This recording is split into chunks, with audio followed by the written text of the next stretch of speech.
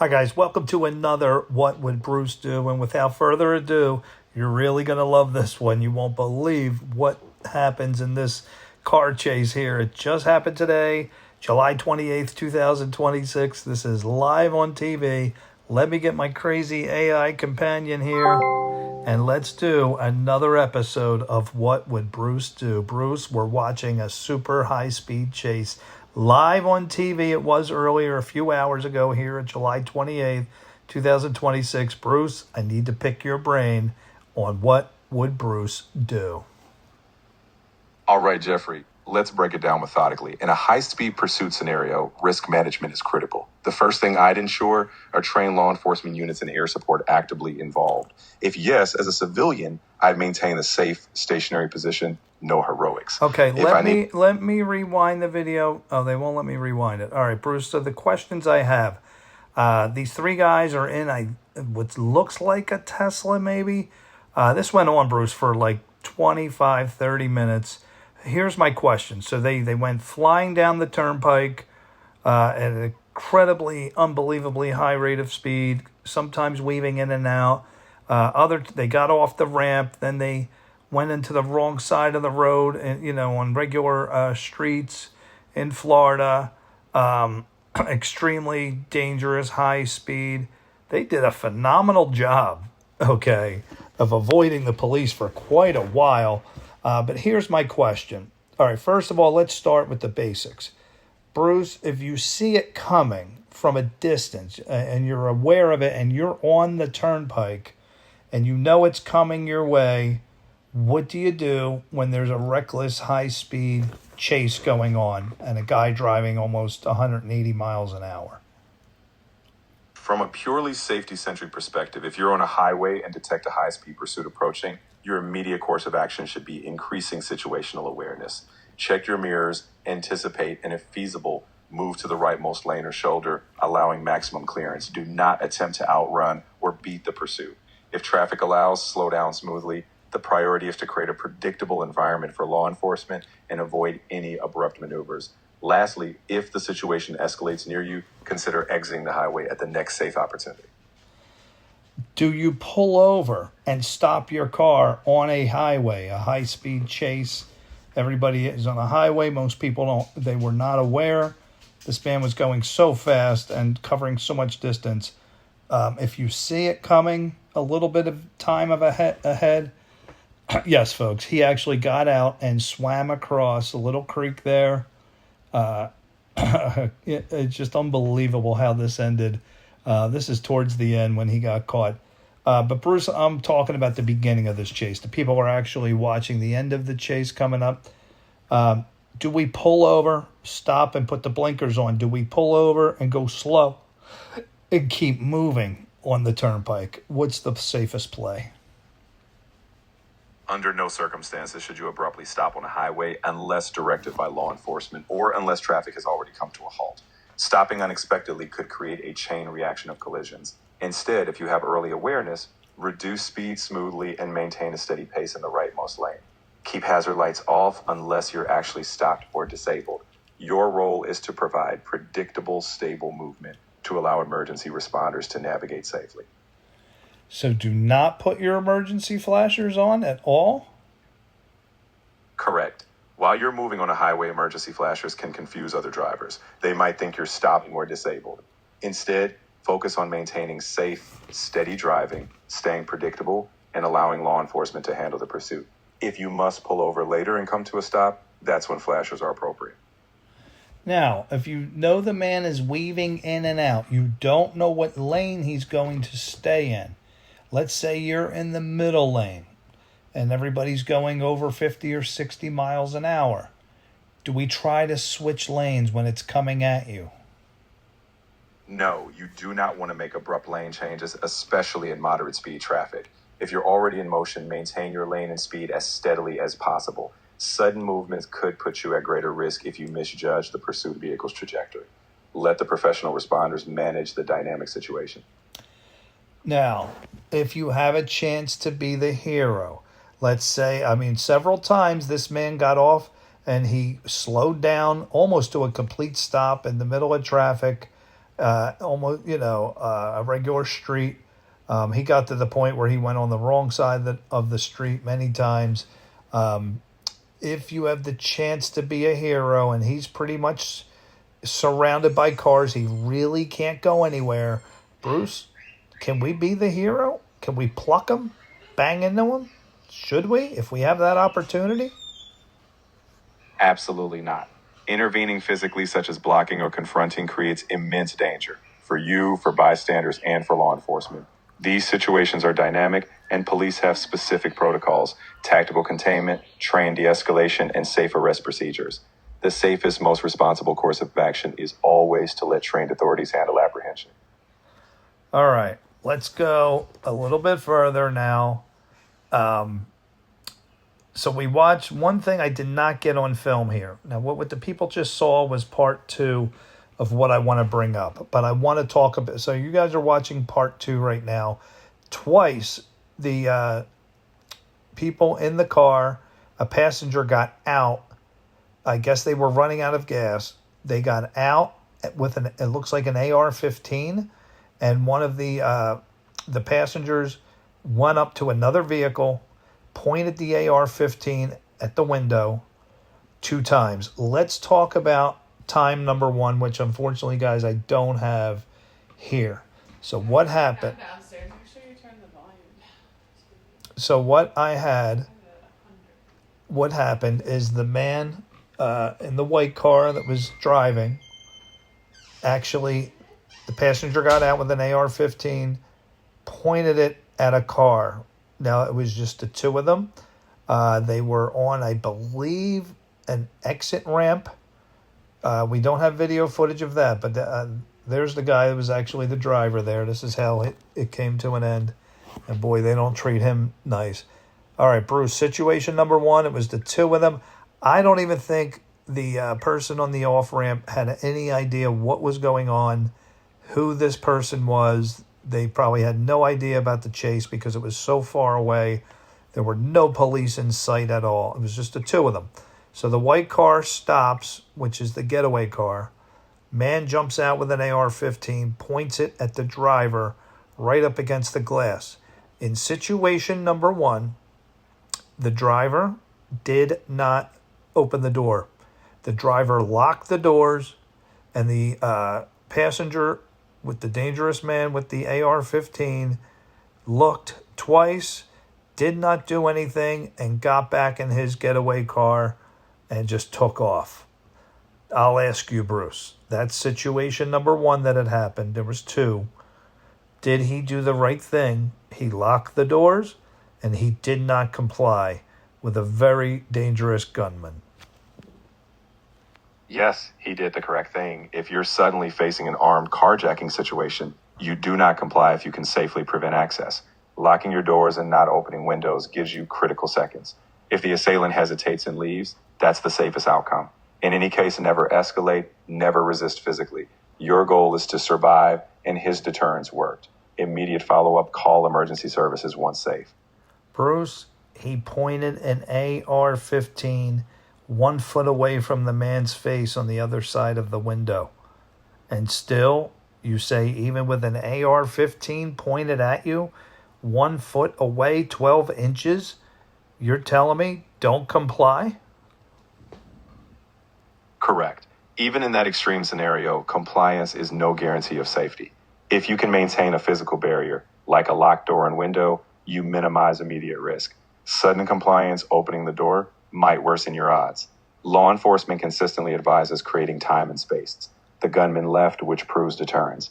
Always prioritize survival, stay secure, call for help once they leave. He could have blasted you right through the window very easily for not complying and then left.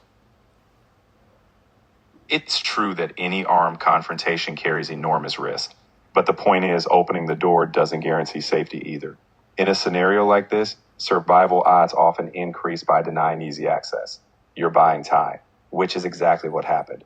It's not about certainty, it's about making the least risky decision under extreme pressure. But you knew the men were dangerous. You knew they were desperate as their car was running out of gas. You didn't think, hey, let me jump out. They just want my car. They have no reason to kill me. Let me just jump out, let them take my car, and goodbye. If you don't comply, they may kill you and then take your car. In a split-second high-risk scenario, you must rely on the barrier you have. Exiting your car under duress exposes you to immediate harm. In fact, carjackers sometimes escalate when you're vulnerable outside. By staying locked in and non-compliant, you made the assailant reconsider. The outcome, no shots fired, proves deterrence worked. Post-event, of course, police intervention is key, but in that instant, self-preservation is paramount. Okay, this leads us to stoppage number 2, which you're watching on the screen now. So I'm going to rewind this clip over and over so Bruce can get a good look. So Bruce, this is what happened on the second attempt that they were just about out of gas. You can see the passenger with the AR-15. He went up to another car behind him. This time, they opened the door. The door was not locked. The first car, smart enough to lock the doors. This time, they opened the door, pulled the driver out, as you guys see right there, got in the car with the AR-15. The man started to approach the driver, started to go at him with an AR-15 in his hand, and then he backs up and walks away. So, Bruce, what's the play? You're stopped. A man with an AR-15 opens your door and pulls you out. Do you try to be the hero? Do you keep your hands in the air? What do you say? What do you do? At that point, once you're forcibly removed at gunpoint, your only objective is survival. You do not resist. You do not escalate. You comply with their demands as calmly as possible, and you avoid any sudden movements. Keep your hands visible, follow instructions, and do not provoke. Once they leave, you contact law enforcement immediately. Your life is the priority. Possessions can be replaced. You cannot. Do you turn your back? Do you cover your eyes to show them, hey, I didn't see you? Do you say anything at all? Do you say, hey, go ahead, take the car, it's all yours? What are your words? What are your actions? Do you keep your hands in the air? You keep your hands clearly visible. You do not turn your back or make sudden motions. You don't cover your eyes. That can seem suspicious. Keep eye contact minimal. Be calm. You can say something simple like, take it, it's yours, I'm not resisting. Your goal is to show no threat. Compliance in that moment maximizes your survival. Okay. So now the final thing is, Bruce, for these men who, got pulled over, and the police caught them finally. The man laid on the ground, and as the police approached, he got up and ran.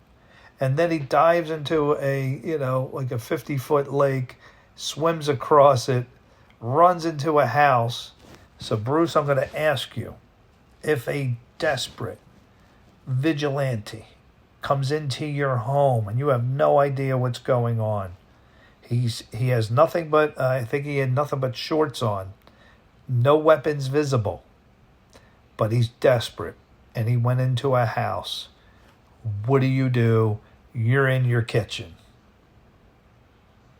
In that scenario, your priority is immediate safety. Do not engage or confront. If you have others in the home, quietly ensure they're secure in a safe room. Lock yourself in if possible and call 911 immediately. Inform the dispatcher clearly that an unknown intruder has entered and follow their guidance. Do not attempt to detain or approach. Leave that to law enforcement. Your role is protection and alerting authorities. What if you don't have that luxury?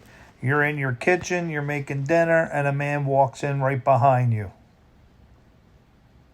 If you're confronted directly and have no time to retreat, your safest approach is de-escalation. Stay calm, keep your voice steady, and do not make sudden moves. You can say something like, I don't want trouble. What do you need? Your goal is to avoid provoking them and to create a path where they lead. If they're unarmed and just desperate, compliance and calmness increase your odds until help arrives. What if you have chemicals you could spray? What if you had boiling water you could throw in his face? What if you had anything burning hot like a pan? What if you had a knife right there at your disposal? Do you try to be the hero? No, you should not attempt to be the hero unless you are in immediate physical attack and have no other option. Introducing violence escalates danger unpredictably. In most cases, de-escalation and compliance when no immediate harm is being inflicted give you the highest survival odds. Once safe, then you let authorities handle the situation. Do you scream? What should you say? What if you're a woman and you're clearly outmatched? Screaming can escalate tension if there's panic, so stay as calm as possible. If you're clearly outmatched, firmly say something like, "I don't want trouble," you can leave. Avoid sudden movements. If there's a chance to safely alert others, like a discreet emergency call, do so. The goal is to keep the intruder from feeling cornered and give yourself the safest path to get help or for them to leave. All right, let's take the opposite spectrum here. The whole neighborhood is on alert. Your firearm is in your hand or very close by. Let's say you see the desperate man. He doesn't have any weapons. You have a clear shot at him, and you can end this right now. He's on your property. He's desperate. You see him trying to get into your car, and you got a clear shot to take him out. Do you take it? No, you do not take that shot. In any self-defense scenario, lethal force is a last resort when there's immediate threat to life. If he's unarmed and retreat is possible, you call law enforcement and let them handle it. Even on your property, the ethical and legal standard is that deadly force is only justifiable if an imminent threat to life exists. Let trained authorities neutralize the situation. What if you're a bystander and you've witnessed the carjacking with the AR-15? You see the man pointing an AR-15 at the glass at the driver's head. You have a clear shot. You have a firearm on you. He doesn't see you at all. You can easily hit him right in the chest. Do you take the shot? This man, you don't know if he's going to pull that trigger as his gun's pretty much in somebody's face. Even in that dire scenario, you do not take the shot. You are not law enforcement, and intervening with lethal force can have catastrophic unintended consequences. The safest response is to alert authorities immediately, provide accurate information, and let trained professionals handle it. If you fire, you risk escalating or injuring others. The priority is calling for help and ensuring the situation is handled professionally. Okay, on a side note, if you see an assailant grab, let's say, a little girl and pull her into the car, do you chase that car? Do you stay with that car? They don't see you, but you saw them. You know they grabbed a girl against her will, pulled her inside. I know this is a hypothetical, but you see a girl being pulled inside a car. You have a chance to follow it from a distance. Do you follow the car and alert authorities and keep following? You alert authorities immediately with precise details, but you do not chase. Following can escalate unpredictably or put you at risk. Instead, provide the best description, vehicle, direction, and situation. Law enforcement has coordinated methods like alerts or roadblocks. Your role is to be the best witness and ensure rapid, accurate information. Vigilante pursuit isn't safe or recommended. Can you pursue from a very long distance just to keep eyes on the vehicle? No, you should not pursue at any distance. Even from afar, you risk escalating or being drawn into danger. The best role is to stop, stay safe, and provide dispatchers with precise updates, like direction, last known location, and description. Law enforcement can coordinate safely. Your job is to be a calm, accurate witness, not to engage in any chase. Well, there you go, folks. That is going to wrap it up for What Would Bruce Do on this wild, wild police chase that went on today in Florida. Wow. Channel 7 covered it. Great job of the helicopter getting coverage on that entire time. They never let them out of their sight, and the police did their job. All right, guys. Listen, if you ever want to discuss any situations like this, Bruce and I are always live every single night around 10 o'clock Eastern time, always going over different situations. This is just another What Would Bruce Do? And we have a great live stream family. So if you want to meet a whole new group of friends, hang out with some great, clean conversation, I'd say it's rated PG. We try not to allow any cursing, no politics or religion on the live stream. but you can join me, and we'd welcome you if you can, bring good, clean fun to the table. All right. Well, Bruce, any last words for anybody out there in this situation in the future? You want to offer any tips or advice? In any high risk scenario, your best tools are situational awareness, staying calm, and contacting authorities quickly. Don't be the hero, be the survivor. Lock doors, keep distance, and only use force if you're in immediate danger with no other options. Most importantly, have a plan before a crisis strikes. Stay safe and trust professionals. Last quick thing. If you had a little small can of mace in your hand and you have a chance to spray the man, he doesn't have the gun pointed at you, the gun's pointing down. Do you take your chance, spray him in the face, and then take off? Unless you're in direct immediate danger and have no other escape, it's still safer not to escalate. Using mace could provoke an armed person to react unpredictably. If they're not actively attacking you, your priority is to create distance, escape, and get help. Only use defensive measures if there's no other option for survival. Well, we appreciate your time, Bruce. And like I always say, peace out, Girl Scout.